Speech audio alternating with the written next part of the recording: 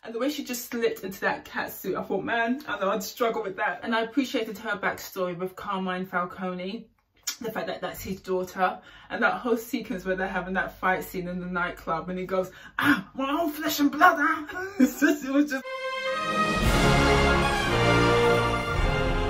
Good morning folks, good afternoon and welcome to the channel. It's Luna Rose back once again with another video. So this is my spoiler review of The Batman, co-written and directed by Matt Reeves.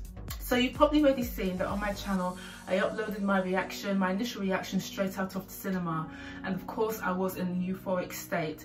But with all movies I like to ruminate and just consider, you know, was I being too generous or too harsh on my initial reaction?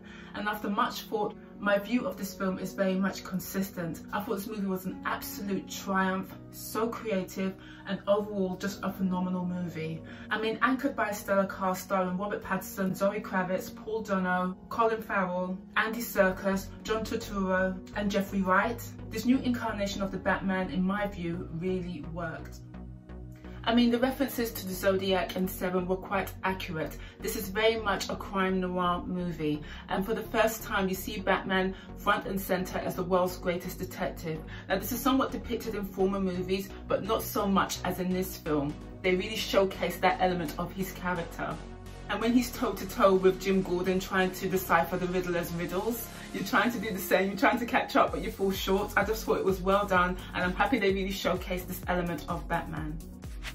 Yes, this movie is dark, it's gritty, it's melancholy, but this is what was sold to me on the teaser trailer in the DC fandom in 2020. So they very much managed my expectations, and for me, they delivered on all counts. As I say, the narrative, the cinematography, the art design, the costuming, and the action sequences were just superlative in this film. When people complain about the visuals, that the movie was too dark, I disagree. After all, he moves through the shadows. This is a nocturnal creature, a nocturnal superhero. So I don't expect Batman to be roaming around during lunchtime during the day. For me, I thought the lighting, the illumination in this movie was just beautiful. It was just gorgeous. From the dead of night to the beautiful red warm hues to the skyline in the early hours, I just thought the illumination in this movie was just gorgeous. And we have to take a moment to talk about the sound design in this film. Number one, Michael Giacchino did a fantastic job with the musical score. His music just enhanced every scene. And I like the fact that they dropped that Nirvana track in about 2 or 3 scenes in this movie. That was just ace. But as for the sound effects of this movie, it was just boss. For me, one of the most riveting moments of this film was when Batman was revving the engine of the Batmobile. That whole sequence, I'm telling you, I was so animated. It was so impactful. I just loved it. It was just boss. It was amazing. And they really extended the revving. They were like, hold it, hold it, hold it. About 30 seconds, and it was like, stop, and then cut to the next scene.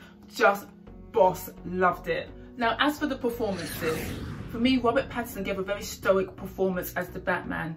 I loved during some sequences where he held long penetrative glances and stares at certain things happening in the scene. If you're going to give us a new iteration of this very iconic character, I feel that going down this route of being very bleak and gritty and dark was very much well considered. I mean, this movie depicts the Batman in his very early stages of being a vigilante, or as he likes to self-title himself, vengeance. Unlike the previous iterations of the Batman, in this movie there is a clear dichotomy between his persona as Bruce Wayne and the Batman. In this movie, he clearly feels comfortable in his Batman form rather than reality. It's almost like he's in the world but not of the world. His whole ideology of what it is to be a superhero or a vigilante to do good was deconstructed and then rebuilt at the end of this film. Knowing that he has to become more than just a vigilante or vengeance, he has to be more of a symbol. Robert Pattinson 100% delivered in portraying this Batman. As for the rest of the cast, I have to take a moment to speak about Colin Farrell. His take on the Penguin was just so refreshing, so comical. He just dominated so many of the scenes. He was just fantastic, and I understand why they're doing this spin-off show on the Penguin. As long as he brings that energy and that persona, they've got a hit on their hands. But Colin Farrell, even under all of those prosthetics, was just fantastic. He brought the satire, he was witty, it was just so funny. He was the comic relief of this film. And I think this must be a personal triumph for Colin Farrell. It looks like he really enjoyed playing this role. And as for Jeffrey Wright, I felt that he really embodied Jim Gordon. I really liked the dynamic between him and Batman. they were almost like partners. It was almost like this is Batman and Robin. It was so cute. And I loved the scene when they were in the police station and Batman was somewhat semi-unconscious, and he kind of guides Batman on how to get out of the police station and the precinct. He was like, just punch me, and Batman gives him a right hook and he's like, you should have held your punches, and Batman was like, I did. I love that whole scene. The chemistry between them was just fantastic. I can't wait to see them in the sequel, because there has to be a sequel. And Zoe Kravitz. Can we talk about the very sexy, gorgeous, regal Zoe Kravitz? I thought her iteration of the Catwoman was well done for the story that she was given. I thought she had such charisma. I love her care and attention for this Batman. It was just, the chemistry between them was everything. For me, as much as I adore Michelle Pfeiffer as Catwoman, I don't think anyone can really surpass her performance as Catwoman. That was Oscar worthy all over the show. I thought Zoe Kravitz, this is my second favourite performance of that character, iteration of the character. I loved her very modern twist on the Catwoman. She was still a cool chick, and yeah, I just loved it. And the way she just slipped into that cat suit, I thought, man, I know I'd struggle with that. And I appreciated her backstory with Carmine Falcone.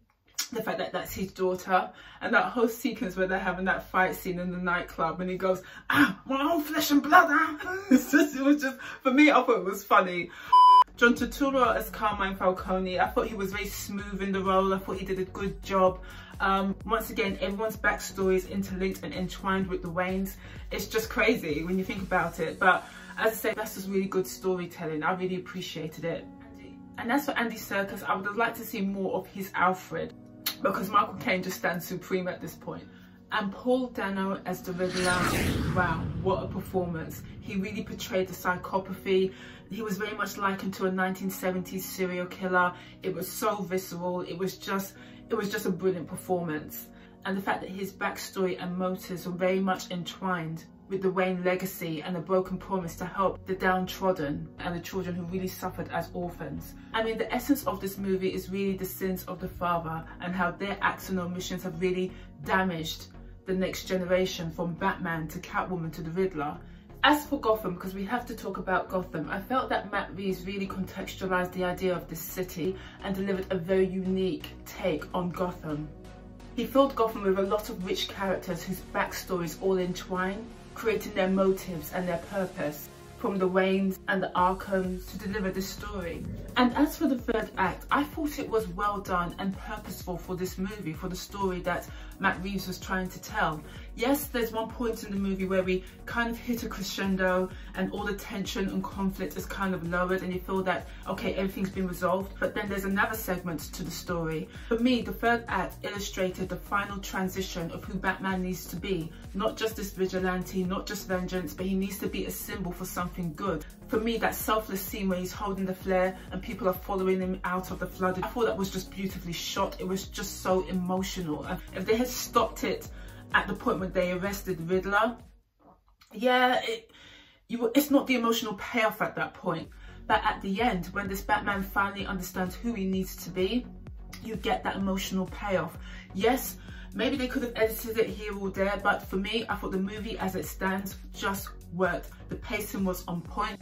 They managed to deliver a very intricate story. I thought this movie in its entirety was a triumph. I would just say to anyone watching this film, just open your minds. Not every film has to be action-packed all the way. Yes, I love my action sequences. I go on like a broken record about a well-choreographed action scene, action sequence, choreography of movement. I go on and on about that. But I also love those quiet moments of contemplation, of narrative and dialogue and rapport, and the development of a character's arc. That's what I'm here for at the same time, and I felt they balanced this story very well. As an origin story, I felt they nailed it.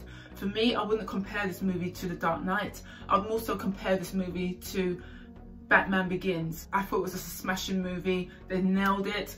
Action sequences on point. I love that last scene again in the last act of this movie where you have the Riddler's followers all shooting down at the people, and all of a sudden there's gunfire from above and it's Batman and he jumps through.